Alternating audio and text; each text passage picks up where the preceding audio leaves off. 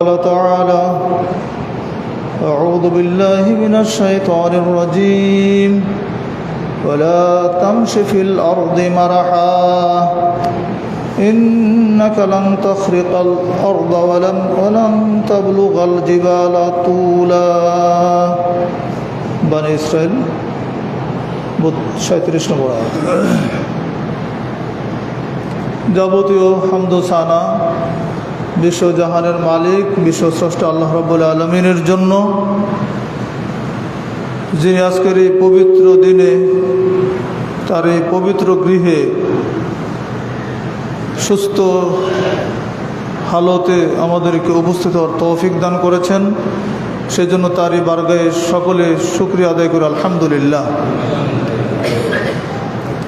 দরুদ ও সালাম বর্ষিত হোক বিশ্ব মানবতার মুক্তির দূত, বিশ্ব নবী আখির নবী সৈয়দুল মুরসালিন খাতামুন নবিয়্যিন নবী মুহাম্মদুর রাসূলুল্লাহ সাল্লাল্লাহু আলাইহি ওয়াসাল্লামের উপর, যার রেখে যাওয়া আদর্শই মানবতার মুক্তির একমাত্র পথ। মানুষের মুক্তি নিহিত আছে স্রেফ আল্লাহর প্রেরিত বিধানের মধ্যে এবং রাসূল সাল্লাল্লাহু আলাইহি ওয়াসাল্লাম প্রদর্শিত তরিকার মধ্যে।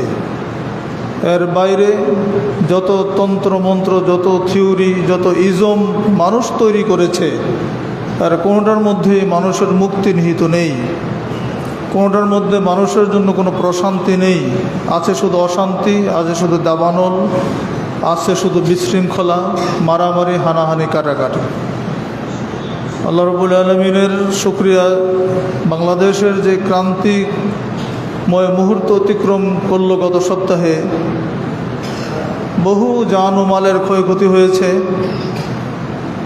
বহু মায়ের বুক খালি হয়েছে, বহু বোন ভাই হারা হয়েছেন, ভাই বোন হারা হয়েছেন, অনেক স্ত্রী তার স্বামীকে হারিয়ে বিধবা হয়েছেন। এই বহু জানমালের বিনিময়ে যে একটা ক্রান্তিময় মুহূর্ত দেশে অতিক্রম করছিল, সেখান থেকে আল্লাহ রাব্বুল আলামিন আমাদেরকে মুক্তি দিয়েছেন।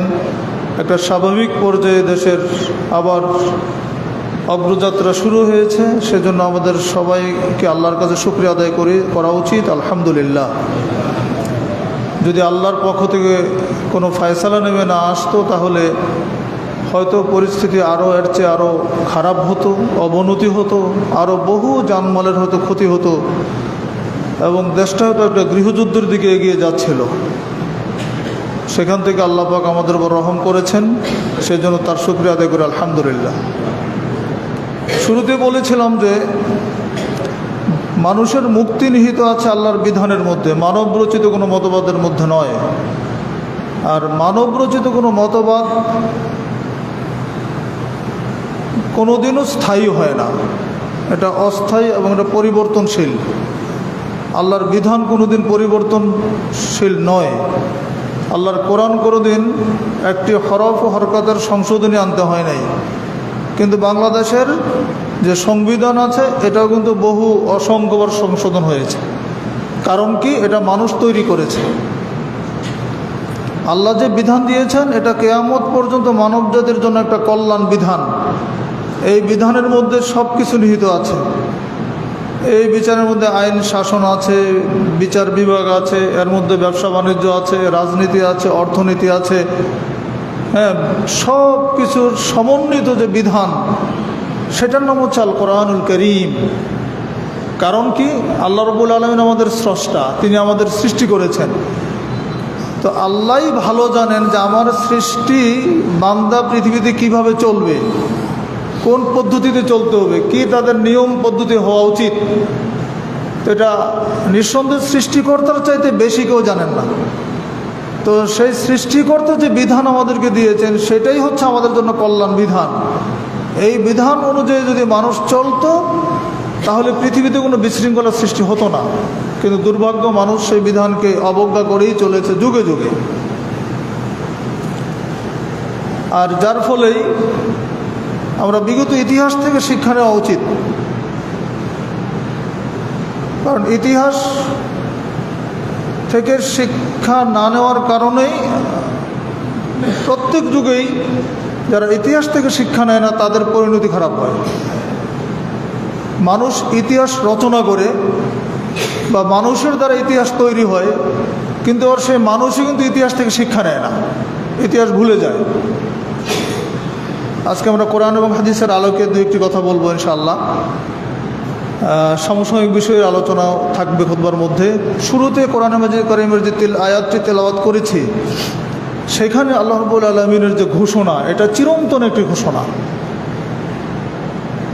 যে আল্লাহ রাব্বুল আলামিন মানুষকে নেতৃত্ব দান করেন, আবার নেতৃত্ব ছিনিয়ে নেন।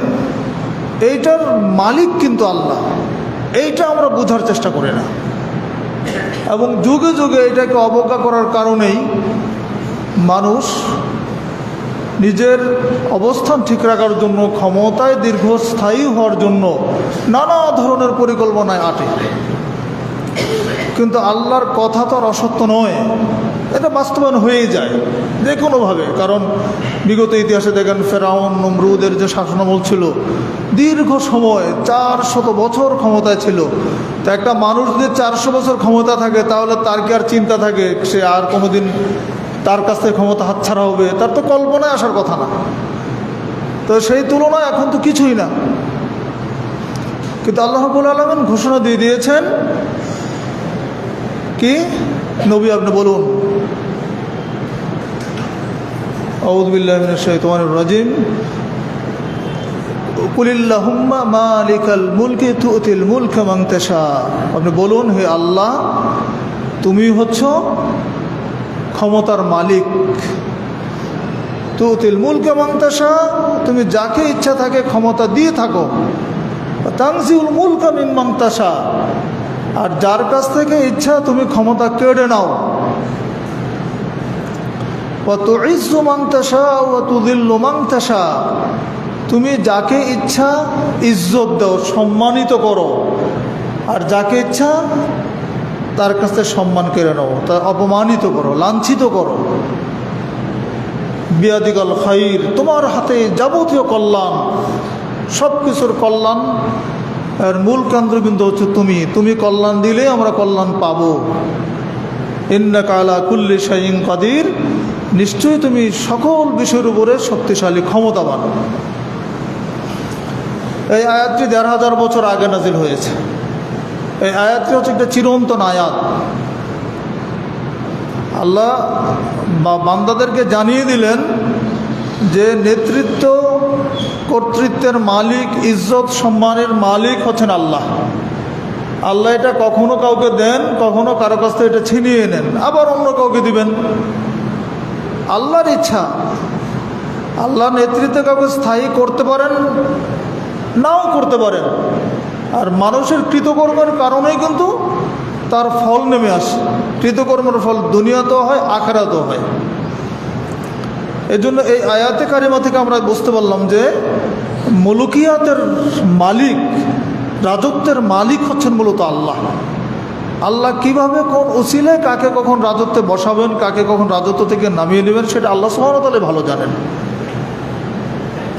নেতৃস্থানীয় ব্যক্তিদের সম্পর্কে আল্লাহ সুবহানাহু কোরআন মাজিদের বিভিন্ন আয়াতে তাদেরকে সাবধান করেছেন। তিনি বলছেন, ওয়ালা তুসাইর খাদ্দাকা লিন-নাস ওয়ালা তামশি ফিল আরদি মারহা, তোমরা মানুষের কাছ থেকে মুখ ফিরিয়ে নিও না, আর দুনিয়াতে তোমরা অহংকারের সাথে, দাম্ভিকতার সাথে চলাফেরা করবে না। ইন্নাল্লাহ লা ইউহিব্বু কুল্লা মুখতালিন ফাখুর, আল্লাহ কোনো দাম্ভিক অহংকারীকে আল্লাহ পছন্দ করেন না। আরেকটা আয়াত বলছে, এটা সূরা লোকমানের 18 নম্বর আয়াত, সূরা বনী ইসরাঈলের 37 নম্বর আয়াতে একই কথা বলছেন, ওয়ালা তামশি ফিল আরদি মারহা, তোমরা জমিনের মধ্যে দাম্ভিকতার সাথে বিচরণ করবে না, অহংকার নিয়ে চলবে না। অহংকারের কোনো ক্ষমতা তোমাদের নাই। ইন্নাকা লান তাখরিকাল আরদা ওয়া লান তাবলুগাল জিবালা তুলা, তোমার তো ক্ষমতা নেই, তুমি তো জমিনকে বিদীর্ণ করতে পারবে না, জমিনকে 2 ভাগ করার ক্ষমতা তোমার নেই। তুমি উচ্চতায় একেবারে পর্বত সমান হতে পারবে না, উচ্চতায় পর্বতকে ধরার ক্ষমতা তোমার নেই। জমিনকে দ্বিখণ্ডিত করার বা জমিনকে 2 ভাগ করার, বিদীর্ণ করার ক্ষমতা তোমাকে দেওয়া হয় নাই। তো তোমার ক্ষমতাটা কিসের? আল্লাহ তোমাকে যতটুকু ক্ষমতা দিয়েছেন ততটুকুই, আর বাইরে তোমার কোনো ক্ষমতা নেই। অতএব তুমি দুনিয়াতে ওয়ালা তামশি ফিল আরদি মারহা, দুনিয়াতে তুমি অহংকারের সাথে চলবে না, দাম্ভিকতার সাথে চলবে না। পরস্পরের প্রতি সহানুভূতিশীল হও, সহনশীল হও, আন্তরিক হও, মায়া মহাব্বত নিয়ে দুনিয়াতে চলো। নেতৃত্বের মানে তো এটা নয় যে একজন নেতা হবে আরেকজন একেবারে সমাজের তুচ্ছ হয়ে যাবে। আমরা বিগত যুগে যদি দেখি, আল্লাহ রাসূল সাল্লাল্লাহু আলাইহি ওয়াসাল্লামের জামানার দিকে তাকাই, আবু বকর ওমরের জামানার দিকে তাকাই, তারা রাষ্ট্রীয় নেতৃত্বে ছিলেন, তারা কত সহানুভূতিশীল ছিলেন।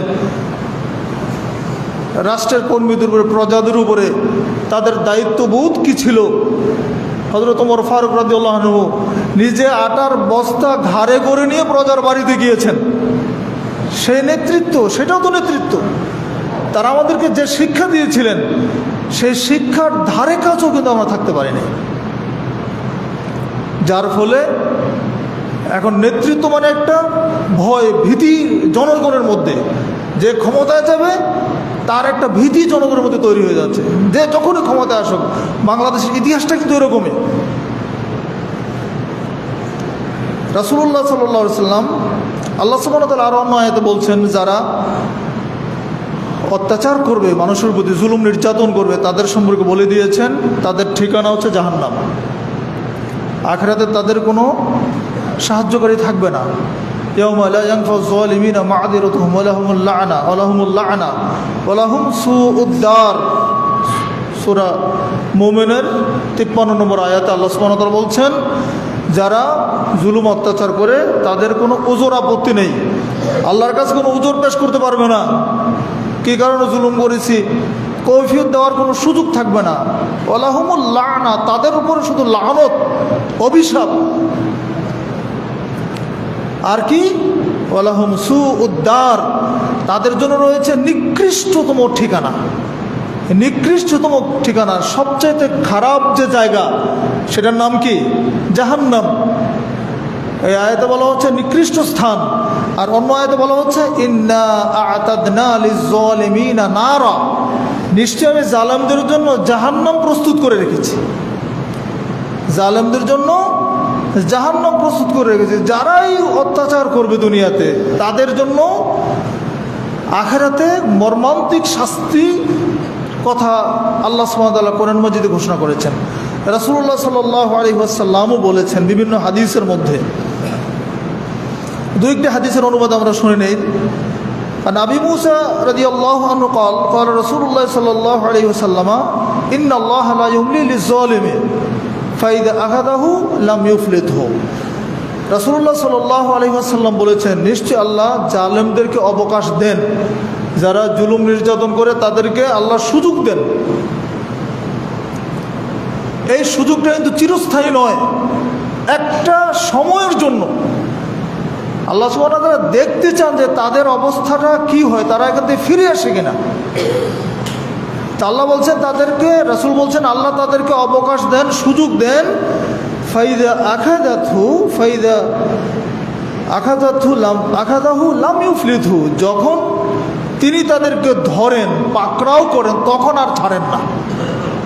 এই হাদিস থেকে বোঝা যাচ্ছে আল্লাহ প্রত্যেক যে স্তরেরই হন না কেন, আপনি একবারে নিজ সমাজ থেকে, পরিবার থেকে যদি শুরু করেন, সামাজিক পর্যায়ে হোক, পারিবারিক পর্যায়ে হন, সামাজিক পর্যায়ে হন, রাষ্ট্রীয় পর্যায়ের হন, আন্তর্জাতিক পর্যায়ের হন, যেই পর্যায়ের আপনি হন না কেন, যদি জুলুম করেন তাহলে আল্লাহ কিছুদিনের জন্য সুযোগ দেন। কিন্তু আল্লাহ সুবহানাহু ওয়া তাআলা যখন ধরবেন তখন আর ছেড়ে দিবেন না, এই ঘোষণা রাসূল সাল্লাল্লাহু আলাইহি ওয়াসাল্লাম দিয়েছেন। এর পক্ষে দলিল তিনি কোরআন মাজিদের আয়াতটা তিলাওয়াত করলেন, وكذلك أخذ ربك إذا أخذ القرى وهي ظالمة إن أخذه أليم شديد। এমনিভাবে তোমার রব ওই জনপদবাসীদেরকে পাকড়াও করেন যারা জালেম, অত্যাচারী জনপদবাসীদেরকে তিনি পাকড়াও করেন, তাদেরকে ধরেন। ইন্না আখযাহু আলীমুন শাদীদ, নিশ্চয় আল্লাহর পাকড়াওটা অত্যন্ত কঠিন। আল্লাহর ধরাটা খুব কঠিন, সহজ না। আল্লাহ সুবহানাহু ওয়া তাআলা যখন ধরেন তখন শক্ত হাতে ধরেন। ইন্না আখযাহু আলীমুন শাদীদ, খুব যন্ত্রণাদায়ক, খুব কঠোর হচ্ছে আল্লাহর ধরাটা। সহিহ বুখারীর হাদিস, মাকাল ইবনে ইয়াসার রাদিয়াল্লাহু আনহু থেকে বর্ণিত, তিনি বলছেন রাসূল সাল্লাল্লাহু আলাইহি ওয়াসাল্লাম বলেছেন, মা মিন ওয়ালি ইয়ালি রাইয়াতা মিনাল মুসলিমিনা ফায়ামুতু ওয়া হুয়া গাশুল লাহু, যদি কোনো ব্যক্তি মুসলমানদের নেতা নির্বাচিত হন, মুসলমানদের শাসক হন, ফায়ামুতু ওয়া হুয়া গাশুল লাহু, আর সে যদি প্রতারক হিসাবে মৃত্যুবরণ করেন, জনগণের সাথে প্রতারণা করেন, মিথ্যা কথা বলেন, এইভাবে যদি এই অবস্থায় যদি তার মৃত্যু হয়ে যায়, ইল্লা হারামাল্লাহু আলাইহিল জান্নাহ, রাসূল সাল্লাল্লাহু আলাইহি ওয়াসাল্লাম বলেছেন তার জন্য জান্নাতটা হারাম হয়ে যায়। এই হাদিসগুলো আমরা বারবার শুনি, বলি, কিন্তু মগজে আমরা ঢুকাই না। আমরা সেই আমরা যেভাবে ছিলাম সেভাবে থাকি। এই একটা হাদিসের ওজন চিন্তা করা যায়।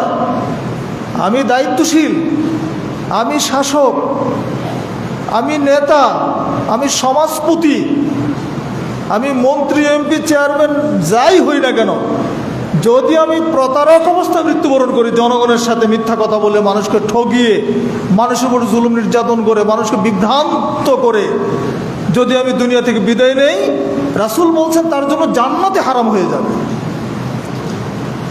তার এই হাদিসগুলো নিশ্চয় মিথ্যা নয়, হাদিসের প্রতি আমাদের ঈমান আছে, যেহেতু আমরা মুসলিম। তাহলে এই হাদিসের দৃষ্টিকোণ থেকে প্রত্যেক জামানায় যারা জুলুম নির্যাতনকারী হবেন তাদের পরিণতি আখিরাতে ভয়াবহ হবে। আর আবু হুরায়রা রাদিয়াল্লাহু আনহু قال রাসূলুল্লাহ সাল্লাল্লাহু আলাইহি ওয়াসাল্লাম, আবু হুরায়রা রাদিয়াল্লাহু থেকে বর্ণিত, তিনি বলছেন যে রাসূল সাল্লাল্লাহু আলাইহি ওয়াসাল্লাম বলেছেন, সালাসাতুল লা ইউকাল্লিমুল্লাহু ইয়াওমাল কিয়ামা ওয়া লা ইউযাক্কিহিম ক্বালা আবু মুআবিয়া ওয়া লা ইয়ানজুরু ইলাইহিম ওয়া লাহুম আযাবুন আলীম, শাইখুন জানিন ওয়া মালিকুন কাজ্জাব ওয়া আইলুম মুস্তাকবির। আবু হুরায়রা রাদিয়াল্লাহু আনহু বলছেন যে রাসূল সাল্লাল্লাহু আলাইহি ওয়াসাল্লাম বলেছেন, তিন শ্রেণীর মানুষের সাথে আল্লাহ কিয়ামতের দিন কথা বলবেন না। তিন প্রকারের মানুষ, তিন প্রকারের অপরাধী, যাদের সাথে আল্লাহ রাব্বুল আলামিন কথা বলবেন না, তাদেরকে পরিশুদ্ধ করবেন না। আবু মুআবিয়া বলছেন তাদের দিকে আল্লাহ দৃষ্টি নিক্ষেপ করবেন না, আর তাদের জন্য হচ্ছে ওয়ালাহুম আযাবুন আলীম, তাদের জন্য রয়েছে যন্ত্রণাদায়ক শাস্তি, আযাব। তাহলে তিন শ্রেণীর মানুষের সাথে তিনটি কর্ম আল্লাহ করবেন না। তিন শ্রেণীর মানুষ আমরা বলছি, যে তিনটা কাজ করবেন না, আল্লাহ সুবহানাহু ওয়া তাআলা তাদের সাথে কথা বলবেন না, তাদেরকে পরিশুদ্ধ করবেন না, 2 নম্বর। 3 নম্বর, তাদের সাথে দৃষ্টি নিক্ষেপ করবেন না, তাদের দিকে তাকাবেন না, আর তাদের জন্য রয়েছে কঠিন শাস্তি। এই 3 প্রকারের মানুষ কারা? সহিহ মুসলিমের হাদিস। এই 3 প্রকারের 1 নম্বর হচ্ছে শাইখুন জানিন। শাইখুন জানিন হচ্ছে ব্যভিচারী, বৃদ্ধ ব্যভিচারী। বয়স্ক অবস্থায় যদি কেউ ব্যভিচার করে, জিনা করে, আল্লাহ ওই ব্যক্তির সাথে এই কাজগুলো করবেন না। 2 নম্বরে আছে মালিকুন কাযযাব, মিথ্যাবাদী শাসক। শাসক যদি মিথ্যাবাদী হয়, ফাসেক ফাজের হয়, তাহলে তার সাথে আল্লাহ এই কাজগুলো করবেন না। আর 3 নম্বর হচ্ছে আইলুম মুস্তাকবির। 3 নম্বর হচ্ছে দরিদ্র অহংকারী। দরিদ্র কিন্তু অহংকার খুব বেশি, পকেটে টাকা নাই কিন্তু ভাব খুব ডাটে। এরকম যারা অহংকার করবে, আল্লাহ যাকে দরিদ্র বানিয়েছে, আল্লাহই বানিয়েছেন, দরিদ্রের মতোই চলেন। আপনার সামর্থ্য অনুযায়ী চলবেন। আমার সামর্থ্য বাজারে ছোট মাছ কেনার, বড় মাছ কিনতে পারবো না, কিন্তু আমি যদি অহংকার করে, না আমি সমাজের স্ট্যাটাস আছে, আমি এভাবে চললে হয় নাকি? সব থেকেই, সর্বদিকেই, শুধু কেনাকাটা নয়, চলাফেরা, ওঠা বসা, কথাবার্তা, সব দিকে যদি অহংকারী হয়, তাহলে আল্লাহ সুবহানাহু ওয়া তাআলা তার ক্ষেত্রে একই কথা বলেছেন। সম্মানিত উপস্থিতি, তো এই কয়েকটা হাদিস, আর অনেক হাদিস আছে এই প্রসঙ্গে, আমরা সেদিকে গেলাম না, আমরা আমাদের মূল আলোচনা চলে আসব। এই হাদিস এবং আয়াত থেকে আমরা যেটা শিখতে পারলাম, সেটা হচ্ছে যারা যে অবস্থায় ক্ষমতাশীল, তারা যদি তার রাজা হয়ে প্রজাদের উপর জুলুম নির্যাতন করেন, নেতা হয়ে কর্মীদের উপর জুলুম নির্যাতন করেন, সমাজপতি হয়ে সমাজের লোকদের উপর অন্যায় অত্যাচার করেন, জুলুম করেন, সর্বপ্রকারের যারাই নেতৃত্বে থাকবেন তারা তার অধীনস্থদের উপর যদি জুলুম নির্যাতন করেন তার জন্য ভয়াবহ শাস্তি আল্লাহ সুবহানাহু ওয়া তাআলা এবং তার রাসূল সাল্লাল্লাহু আলাইহি ওয়াসাল্লাম ঘোষণা করেছেন। তার জন্য জাহান্নাম, তার জন্য জান্নাত হারাম। এই কথাগুলো এই হাদিসগুলো থেকে আমরা স্পষ্ট হতে পারলাম। আর শুরুতে যে আয়াতে কারিমা আমরা তেলাওয়াত করলাম সেখানে স্পষ্ট হয়ে গেল যে আল্লাহ সুবহানাহু ওয়া তাআলা ক্ষমতার দেওয়া এবং নেওয়ার মালিক হচ্ছেন আল্লাহ। আল্লাহ কাকে ক্ষমতায় কখন দিবেন, কাকে কখন ক্ষমতা থেকে নামাবেন, এই দায়িত্ব, এই ক্ষমতাটা হচ্ছে আল্লাহর, এর ইশারা হচ্ছে আল্লাহর কাছে। দেখুন, আমরা পৃথিবীর ইতিহাসের সবচেয়ে বড় জালেম শাসক ছিলেন নমরুদ এবং ফেরাউন। নমরুদ 400 বছর দুনিয়াতে বেঁচে ছিল, অহংকারে স্ফীত হয়ে গিয়েছিল, নিজেকে আল্লাহ দাবি করেছিল, আল্লাহকে ধ্বংস করার জন্য টাওয়ার স্থাপন করেছিল যে আল্লাহ কোথায় আছে, আল্লাহকে মারতে যাবে, নাউজুবিল্লাহ। হযরত ইব্রাহিম আলাইহিস সালামের জীবনীতে নমরুদের কাহিনী আপনারা শুনেছেন। নমরুদের সাথে অনেক বাকবিতণ্ড হয়েছে। ইব্রাহিমকে আগুনে পুড়িয়েছেন, নমরুদ আগুনে নিক্ষেপ করেছেন, পোড়াতে পারেন নাই। ইব্রাহিম আলাইহিস সালামের সাথে যখন ইব্রাহিম আলাইহিস সালামকে তার সমাজ নেতারা নমরুদের কাছে নিয়ে গেল, সেখানে কথাবার্তা যুক্তিতে নমরুদ হেরে গেল। নমরুদ নিজেকে আল্লাহ দাবি করলো যে আমি আল্লাহ, আমি মানুষকে বাঁচাতে পারি, মারতে পারি। কোরআন মাজিদে এই আয়াতগুলো, ঘটনাগুলো আছে। তখন ইব্রাহিম বলেছিলেন যে আমার আল্লাহ তিনি যিনি পূর্ব দিক থেকে সূর্য উদিত করেন এবং পশ্চিম দিকে সূর্য অস্ত নেন, ডুবান। তুমি যদি পারো তাহলে সেটা করো। তখন আর কাফের কোনো কথা বলতে পারলো না। তার আগে যখন বলল মারতেও পারি, বাঁচাতে পারি, তা আমিও তো মারি, বাঁচাই। সে কী করলো, একজন মৃত্যুদণ্ডপ্রাপ্ত আসামিকে ছেড়ে দিল, বাঁচিয়ে দিলাম। আর একজন নির্দোষ মানুষকে ধরে মৃত্যুদণ্ড দিয়ে দিল, তো মেরে দিলাম, হয়ে গেল। এইভাবে সে যুক্তি দিয়েছিল। কিন্তু পরবর্তী প্রশ্নের আর কোনো জবাব দিতে না পেরে সে বোকা হয়ে গেল।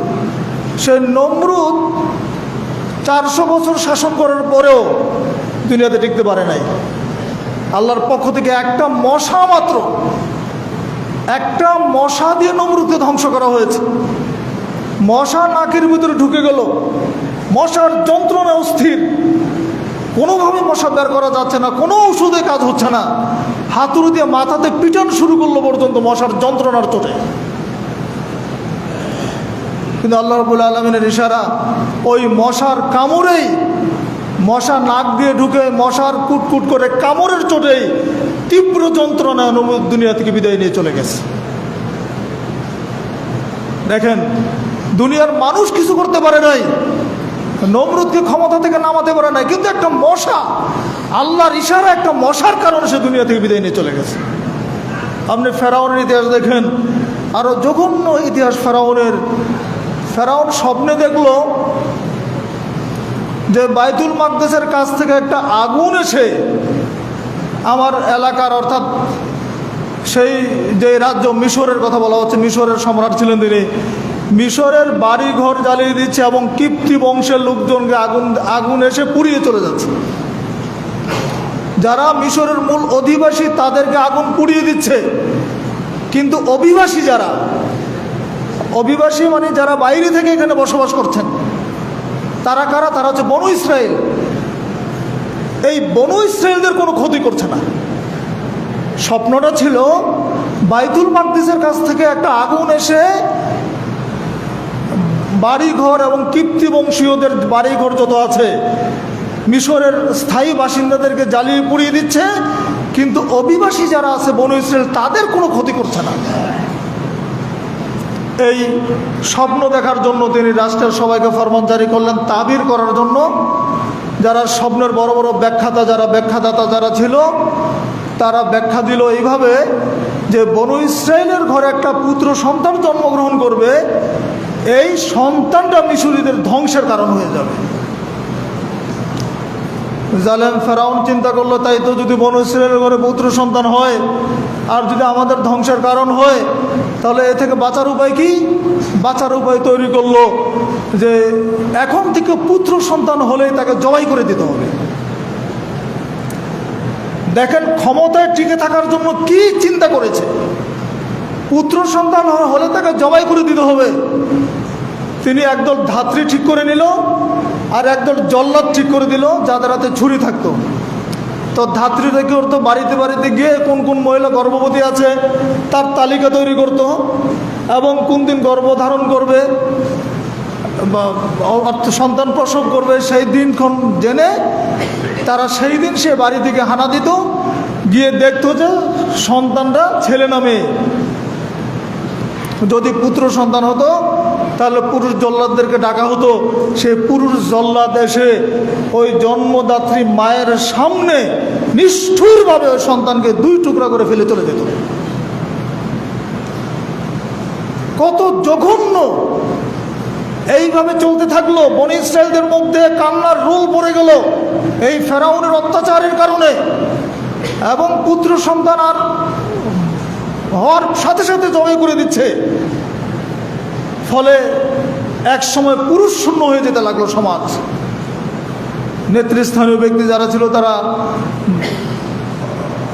আবেদন করলো ফেরাউনের কাছে গিয়ে যে এইভাবে যদি আমরা ছেলে সন্তানদেরকে পুত্র সন্তানদেরকে হত্যা করে দেই, আগামী দিনে আমরা তো আমাদের সমাজের কর্মক্ষম মানুষ কর্ম করার জন্য কোনো লেবারও পাবো না খুঁজে, রাষ্ট্র পরিচালনা করার জন্য কোনো মানুষ পাওয়া যাবে না, পুরুষ পাওয়া যাবে না। আমাদের বিকল্প কোনো চিন্তা করা উচিত। এবার ফেরাউন চিন্তা করলো তাহলে কাজ করো, 1 বছর হত্যা করো আর 1 বছর ছেড়ে দাও।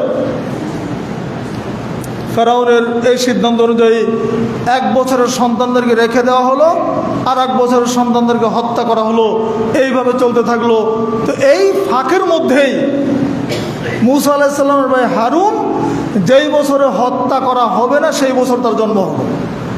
কিন্তু মুসা আলাইহিস সালামের জন্মটা আবার পড়ে গেল হত্যার বছরে। হত্যার বছরে মুসা আলাইহিস সালামের জন্ম হয়ে গেল।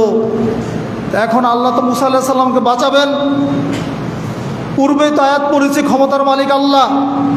কত কৌশল ফেরাউন করলো, কত অগণিত শিশু সন্তানকে হত্যা করে দিল ক্ষমতায় টিকে থাকার জন্য। তা আল্লাহ সুবহানাহু ওয়া তাআলা মুসা আলাইহিস সালামকে ওই যেই বছরে হত্যা করার বছর সেই বছরে আল্লাহ তাকে জন্ম করালেন, পাঠালেন, এবং মুসার মাকে বলে দিলেন, শোনো, ওয়াহাইনা ইলা উম্মি মুসা আন আরদিহি ফাইদা খিফতি আলাইহি ফালকিহি ফিল ইয়াম্মি ওয়ালা তাখাফি ওয়ালা তাহজানি।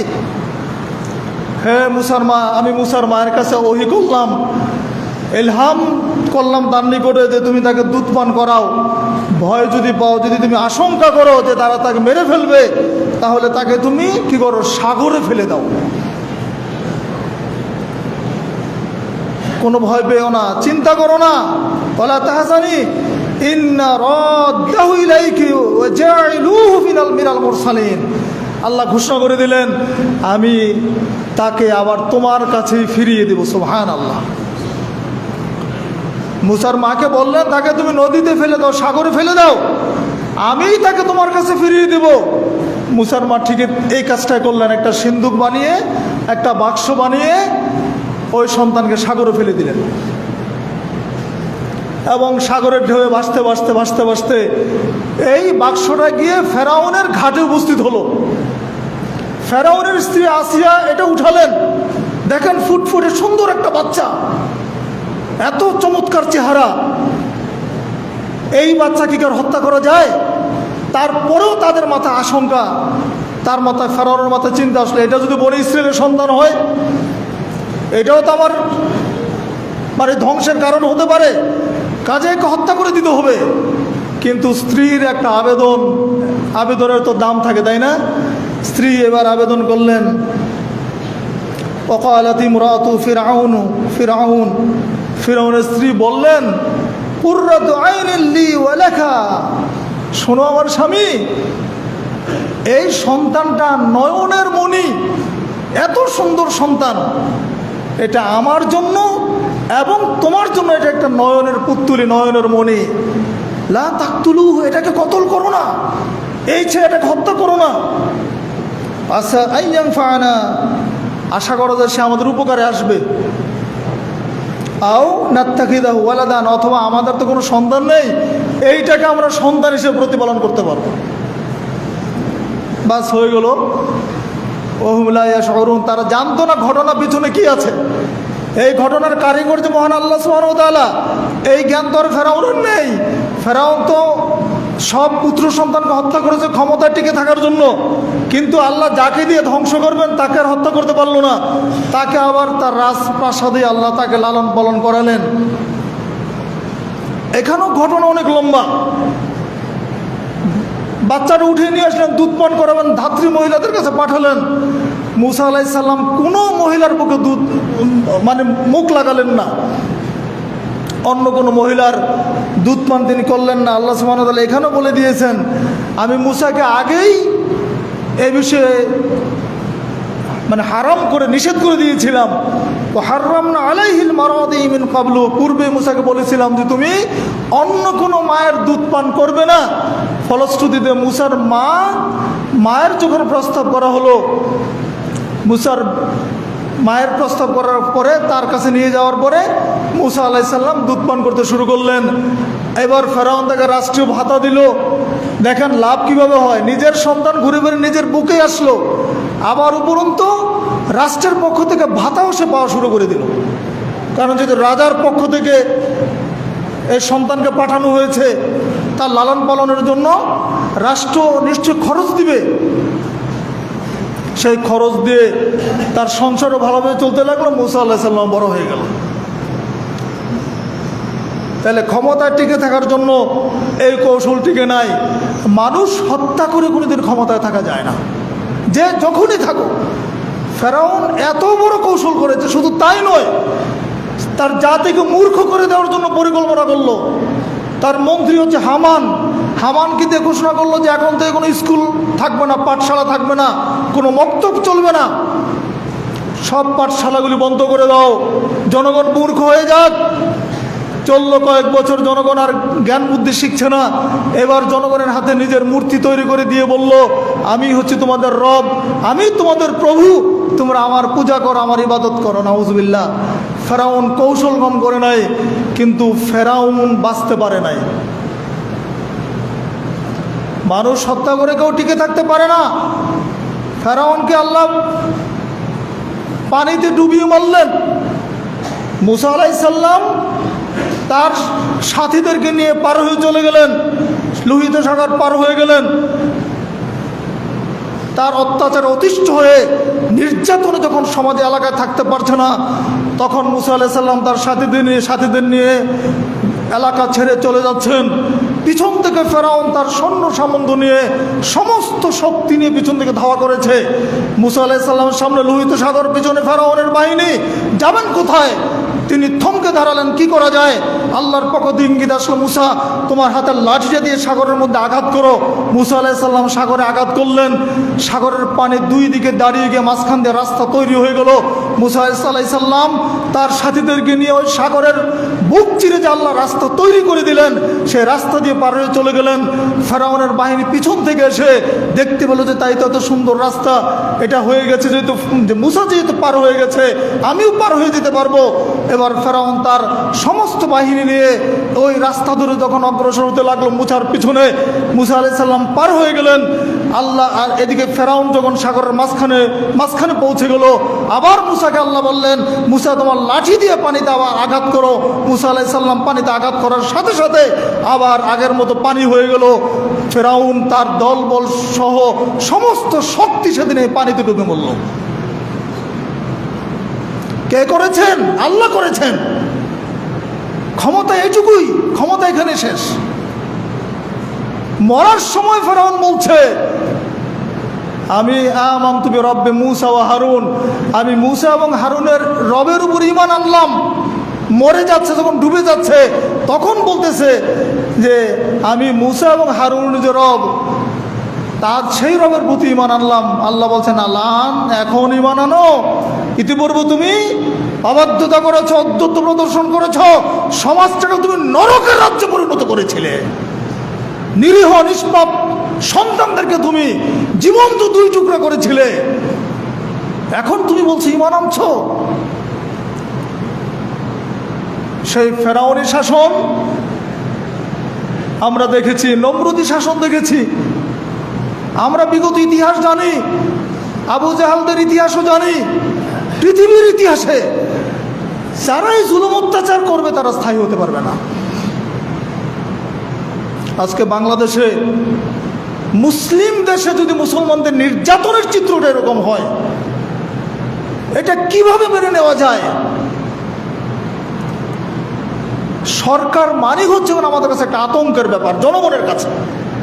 সরকার তো হবে জনগণের বন্ধু, জনগণের জন্য তো সরকার। এখন যারাই ক্ষমতায় যাচ্ছেন তারাই এটাকে মনে করে নিয়েছে এটা আমাদের পৈতৃক সম্পত্তি, এখানে জনগণের কোনো অধিকার নেই, এখানে ভিন্ন মতকে দমন পীড়ন কীভাবে করা যায়।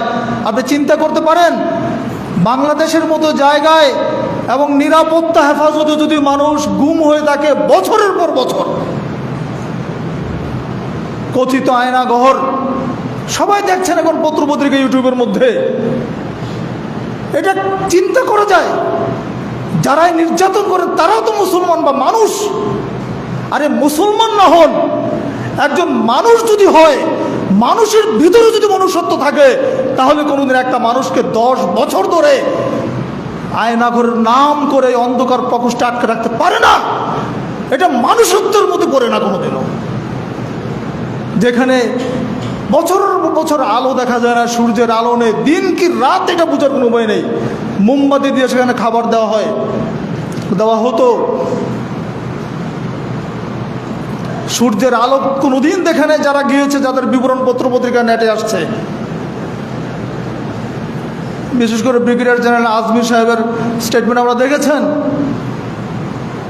সমাজের যারা শিক্ষিত, যারা ভিন্ন মতের, তাদেরকে দমন করার জন্য কি এই পথ অবলম্বন করতে হবে? একটা মানুষ অপরাধ করলে তার শাস্তি হতে পারে, তাকে জেলখানায় দেওয়া হতে পারে, তার মামলা হতে পারে, তার বিচার আছে। কিন্তু বিনা বিচারে একজন মানুষকে যদি বাংলাদেশের মতো স্বাধীন রাষ্ট্রে, মুসলমানদের দেশে যদি মুসলমানরা নির্যাতন করে, ধিক ওই সমস্ত নেতাদের, ধিক ওই সমস্ত অফিসারদের যারা জনগণের ট্যাক্সের পয়সা দিয়ে তোমাদের সংসার চলে, আর তোমরা যারা এই বছরের পর বছর যাদেরকে নির্যাতন করেছো, গুম করে রেখেছো, তাদের প্রত্যেকটা অপরাধের শাস্তি তোমাদেরকে ভোগ করতে হবে, দুনিয়াতেও হবে, আখিরাতেও হবে। দায়িত্বশীল অফিসার যারা আছো, তোমাদের বাঁচার কোনো উপায় নেই, আল্লাহর কাজ করে তোমাদের বিচার হবেই, প্রত্যেকটা জুলুমের হিসাব আখিরাতে হবে। হাসরের ময়দানে জুলুমকারী তার সমস্ত জুলুম নিয়ে উপস্থিত হবে, আর মাজলুম তার সমস্ত জুলুম নিয়ে হাজির হয়ে যাবে। জালেম যদি নেকি নিয়েও হাজির হয়, সে নেকি দিয়ে সেদিন তাকে জাহান্নামে নিক্ষেপ করে দেওয়া হবে। আমরা গুয়ান্তানামো বে কারাগারের কথা জানি। গুয়ান্তানামো বে কারাগার এটা হচ্ছে ইহুদি নাসারাদের যুক্তরাষ্ট্রের তৈরি একটা কারাগার, কিউবাতে তৈরি করা হয়েছে 2002 সালে। গুয়ান্তানামোতে যেই ধরনের নির্যাতন হয় সারা পৃথিবীর মানুষ জানে। সারা পৃথিবীর বড় বড় নেতা যারা, আমেরিকার বিরোধী যারা, যুক্তরাষ্ট্রের মতের বিরোধিতা যারা করে, তাদেরকে ধরে নিয়ে গুয়ান্তানামো বের মধ্যে ঢুকায়। সেখানে মানবিক নির্যাতন, পাশবিক নির্যাতন পর্যন্ত সেখানে চলে। উলঙ্গ করে হাত পা বেঁধে, হাত পা উপরে টাঙ্গিয়ে যে নির্মম নির্যাতন গুয়ান্তানামো বে কারাগারে করা হয়েছে ইতিপূর্বে, যার খবর পত্রপত্রিকা এসেছে অনেক আগেই। আজকের আয়নাঘর তো সে গুয়ান্তানামো বের কথা স্মরণ করে দিচ্ছে। আজকের টর্চার সেলগুলো তো এগুলো স্মরণ করে দিচ্ছে আমাদেরকে। আমরা বলতে চাই, যারা যখনই ক্ষমতা আসেন ইতিহাস থেকে শিক্ষা গ্রহণ করেন। আগামীতে যারা ক্ষমতা আসবেন ইতিহাস থেকে শিক্ষা গ্রহণ করেন। আগামী দিনেও যারা নেতৃত্বে আসবেন তারাও যদি জুলুমের পথ বেছে নেন, তারাও যদি আবার এই জুলুমের হাতকে শক্তিশালী করে আবার জুলুমের পথে এগিয়ে যান, তাদের জন্য আবার এরকম পরিণতি ডেকে আনবে ইনশাআল্লাহ। জুলুম করলে কেউ টিকতে পারবে না। সহনশীল হওয়ার জন্য আমরা সবাইকে আহ্বান জানাচ্ছি। আর দলমত নির্বিশেষে আমরা বারবার বলছি, দলীয় শাসন কোনোদিন, দলীয় সরকার কোনোদিন নির্দলীয় প্রশাসন উপহার দিতে পারে না। ইসলামী খেলাফত এটা বলে না। ইসলাম দল ও প্রার্থীবিহীন নেতৃত্ব নির্বাচনের কথা বলে। হযরত আবু বকর সিদ্দিকের নির্বাচনের দিকে তাকান, ওমর রাদিয়াল্লাহু আনহু নির্বাচনের দিকে তাকান, তখন তারা কিভাবে নেতৃত্ব নির্বাচন করেছিলেন। সেই নির্বাচন যদি আমাদের দেশে হয়, এখন তো দেখতেই পারছেন উপদেষ্টা পরিষদটা কিভাবে হয়েছে। আমাকে আপনাকে ভোট কেন্দ্রে যাওয়ার প্রয়োজন হয়েছে? হয় নাই, এইভাবে সমাজে নেতৃত্ব নির্বাচন হয়ে যেতে পারে, তাহলে দলাদলি থাকবে না। যখন দলীয় নেতা ক্ষমতায় আসবে, নিঃসন্দেহে তার মধ্যে দলীয় একটা দৃষ্টিভঙ্গি থাকবেই। দলীয় দৃষ্টিভঙ্গির ঊর্ধ্বে কিন্তু কেউ না। আমার দল যখন ক্ষমতায় যাবে, আমি চেষ্টা করবো যে আমার দলের নেতা যারা আছে তাদেরকে কীভাবে অগ্রাধিকার দেওয়া যায়, তাদেরকে কীভাবে উপরে ওঠানো যায়। আর বিরোধী যারা থাকবে, যারা আমাকে ভোট দেয় নাই, তাদের প্রতি একটা সেন দৃষ্টি কিন্তু যুগ যুগ ধরে থাকবে। এই জন্য নির্দলীয় প্রশাসন, নির্দলীয় সরকারের প্রয়োজন। যেটার দৃষ্টান্ত উপদেষ্টা পরিষদ, কেয়ারটেকার গভর্নমেন্ট, এইগুলো কিন্তু ইসলামী খেলাফতের কাছাকাছি হয়ে যায়। এই জন্য যদি এরকম নেতৃত্ব নির্বাচন ব্যবস্থা বাংলাদেশে আসে, তাহলে শান্তি ফিরে আসবে, সব ধরনের মানুষ সমান মর্যাদা নিয়ে সমাজে থাকতে পারবে।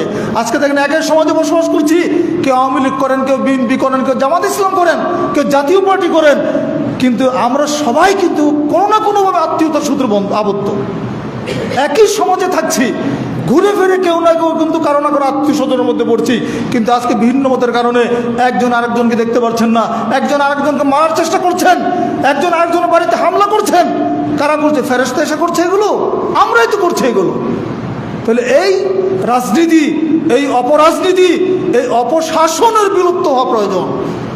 পুরা সিস্টেম অফ ইলেকশনটা পরিবর্তন করে ইসলামী খেলাফতের যে থিওরি আছে, এটা যদি সমাজে প্রতিষ্ঠিত হয়, তাহলে সমাজে শান্তি ফিরে আসবে ইনশাআল্লাহ।